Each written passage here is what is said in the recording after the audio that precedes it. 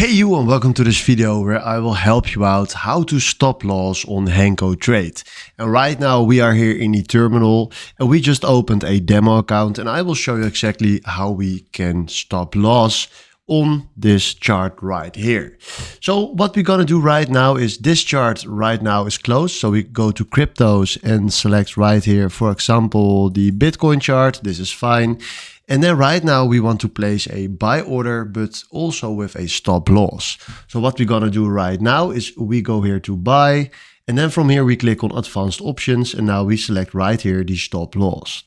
Then right now what we can do is select right here the price that we want to do. So let's say we want a stop loss on the price right here of, let's say, 88K, that's fine. And then right here, you see here your PL. And right now, if you want to put this stop loss on this market, you just click here on place buy order.